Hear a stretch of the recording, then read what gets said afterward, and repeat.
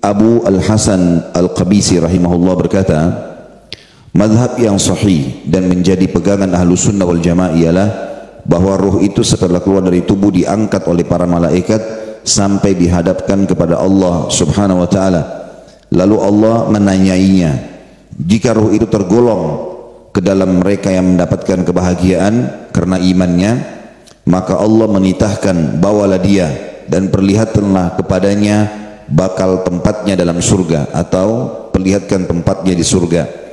Maka para malaikat pun membawanya masuk ke dalam surga selagi jasadnya dimandikan. Jika jasad orang itu telah dimandikan dan dikafani, maka ruhnya dikembalikan dan dimasukkan di antara kafan dan jasadnya. Oleh karena itu ketika jasadnya dibawa di atas keranda, dia dapat mendengar perkataan orang-orang yang baik maupun yang buruk. Dan apabila disolati dan sampai di kuburan, maka ruh itu dikembalikan lagi dan orang itu didudukkan sebagai manusia yang bernyawa dan berjasad. Kemudian dua malaikat datang menemuinya untuk mengujinya sebagaimana akan diterangkan nanti. Artinya makna dua paragraf ini, kalau menurut Abul Hasan Al-Qabisi rahimahullah yang dinukil oleh Imam Qurtubi, ada prosesi keluarnya ruh, kematian, berpisah sementara. Kemudian pada saat dia lagi dikafani, dikembalikan ruhnya tapi belum masuk ke jasadnya, masih bersama dengan kafan atau jasad yang dikafani tadi. Kemudian pada saat masuk ke kuburan, menurut pendapatnya adalah dimasukkanlah ruh tersebut juga ke dalam kuburan, lalu ditanyakan. Dari Amr bin Dinar, dia berkata, tidaklah seseorang meninggal dunia melainkan ruhnya ada di tangan malaikat. Mayit itu melihat bagaimana jasad dirinya dimandikan, bagaimana dikafani, dan bagaimana dia dibawa berjalan, lalu dia duduk dalam kuburan. Abu Hamid berkata dalam kitabnya Kashful Ulum Al-Akhirah, atau membongkar semua yang berhubungan dengan akhirat, kurang lebih terjemahnya seperti itu ya. Apabila malaikat maut telah mencabut nyawa seseorang yang mendapat kebahagiaan karena imannya, maka nyawanya itu dibawa oleh dua malaikat yang berwajah rupawan, berpakaian indah dan beraroma harum. Mereka membungkusnya dalam kain sutra surga seukuran batang pohon kurma. Sosoknya tetap sebagai manusia yang tidak hilang akalnya maupun ilmunya yang telah diperolehnya di dunia. Para malaikat membawa nyawa itu naik ke angkasa atau ke langit. Selama dalam perjalanan nyawa itu melewati umat-umat yang telah lalu dan generasi-generasi yang telah lampau, bagaikan belalang yang tersebar hingga akhirnya mencapai langit terendah. Maka ketua rombongan mengetuk pintu, lalu ditanya, siapa kamu? Maksudnya malaikat yang membawa ruh itu akan mengetuk pintu langit dan ditanya oleh malaikat penjaga langit, siapa kamu? Maka penjaga itu pun atau pembawa ruh itu berkata, aku adalah Salsail, dan ini yang kubawa adalah fulan, sambil menyebut namanya yang terbaik dan yang paling disukainya. Maka penjaga pintu itu berkata, sebaik-baik orang adalah fulan, karena dia tidak ragu dalam keyakinannya. Kemudian sampailah rombongan di langit kedua, maka malaikat itu mengetuk pintu dan ditanya, siapa kamu? Maka penjaga langit pun dari malaikat berkata seperti tadi. Para penjaga pintu berkata, selamat datang fulan, ahlan wa sahlan, selamat datang atau selamat bertemu. Dia selalu menjaga sholatnya dengan semua kewajibannya.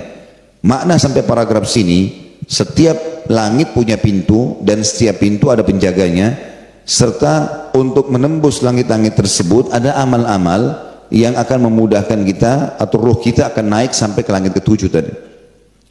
Karena di pintu pertama dikatakan yang menyebabkan pintu langit terbuka di pintu pertama, di langit pertama, karena dia penuh dengan keyakinannya, yakin Islam benar, dia meninggal dalam keadaan Islam. Di langit kedua dikatakan selamat datang karena dia menjaga sholatnya dengan semua kewajibannya. Kemudian lewatlah mereka hingga sampai ke langit ketiga.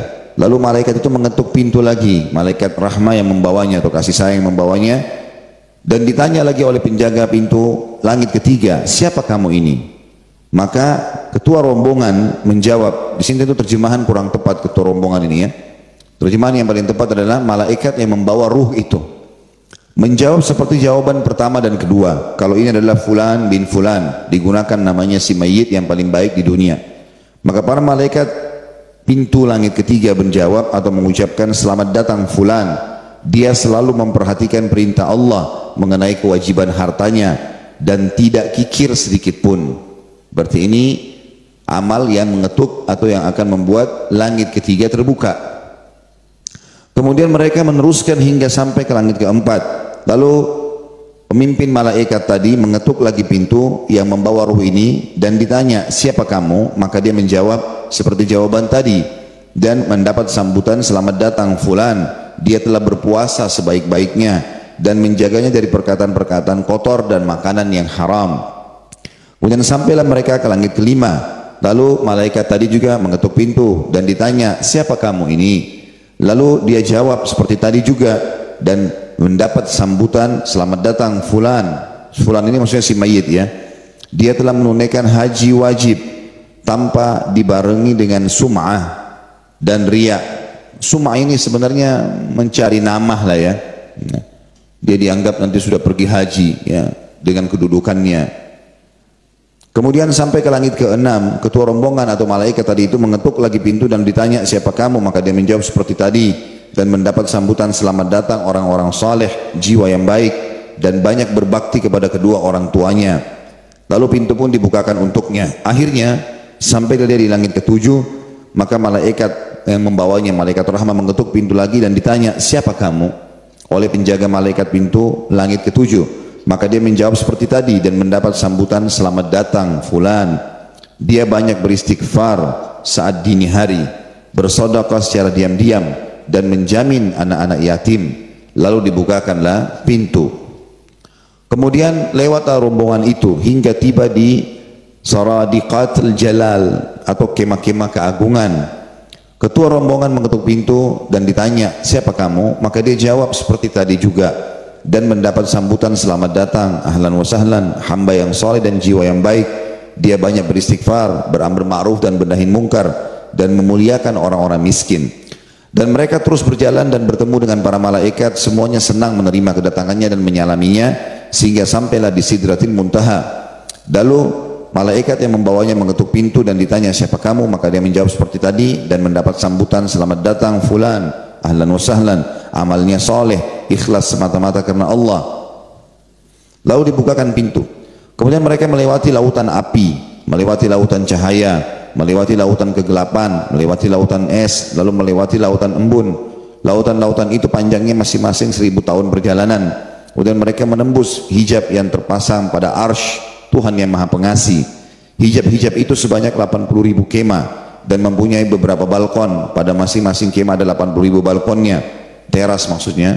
Di atas setiap balkon ada 80.000 bulan. Mereka semua bertahlil kepada Allah, bertasbih dan mensucikannya. Andaikan salah satu dari bulan-bulan itu muncul ke langit bumi atau ke langit dunia yang terendah, niscaya dia disembah sebagai Tuhan selain Allah dan niscaya akan membakar cahaya langit. Artinya saking indahnya ya. Ketika itulah ada panggilan dari hadrat Allah lewat belakangan kemah-kemah tersebut, nyawa siapakah yang kalian bawa? Maka para malaikat menjawab, fulan bin fulan. Selanjutnya Allah yang Maha Agung bertitah, dekatkan dia. Kamu adalah sebaik-baik hamba, wahai hambaku. Dan ketika nyawa itu dihadapkan ke hadirat Allah, dia merasa malu dikarenakan beberapa perbuatan tercela dan hina yang telah dia pernah berbuat, sehingga dia mengira dirinya pasti binasa. Namun Allah telah memaafkannya.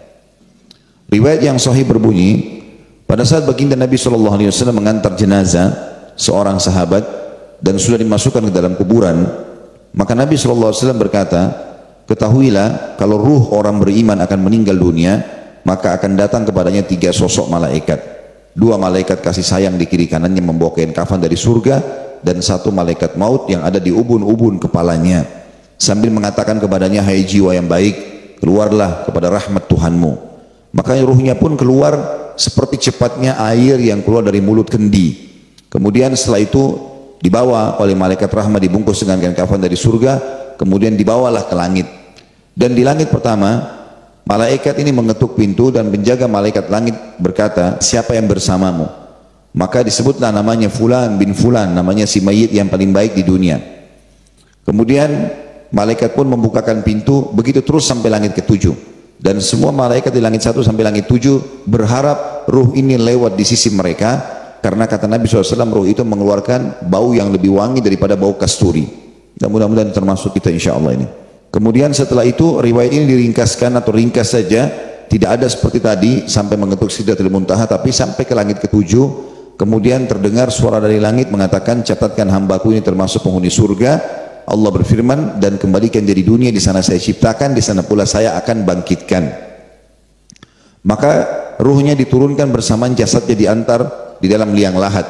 Jadi artinya ditunggu jasad tersebut dimasukkan liang lahat, kemudian baru ruhnya dimasukkan lagi ke liang lahat tersebut. Kemudian setelah itu 3 langkah mereka jalan, dia masih bisa mendengarkan suara sendalnya, dan setelah itu datang malaikat mendudukkan dia lalu menanyakan pertanyaan yang sudah masyhur, siapa Tuhanmu, ya, siapa nabimu, apa kitabmu. Setelah itu dia jawab, lalu dibukakan bagi dia pintu neraka. Dia ketakutan melihat neraka tersebut, tetapi malaikat mengatakan, lihatlah dari apa Allah haramkan dirimu, karena kau beramal saleh beriman maka tidak jadi masuk di sini. Ditutup, dibuka pintu surga dengan segala macam fasilitasnya. Dia pun kagum. Maka malaikat berkata, ini tempat kamu sekarang. Lalu dia berdoa mengatakan, ya Allah cepatkan waktu karena aku ingin masuk ke dalam surgaku. Lalu datang di sebelahnya orang yang tampan, yang wangi, yang bersih, dan dia kagum melihat orang itu. Maka dia mengatakan, saya amal solehmu yang akan menemani kau sampai hari kiamat. Lalu terdengar suara mengatakan, bentangkan kuburan hambaku ini seluas pandangan matanya, dan bukakanlah jalan menuju ke surganya setiap pagi dan petang, sehingga kata Nabi SAW, sampailah padanya bau wanginya surga. Dia tidak masuk ke dalam, tapi dia melihat, dan melihat ini sudah sebuah nikmat, apalagi kalau masuk ke dalamnya. Maka jadilah kuburannya taman dari taman surga, kata Nabi SAW.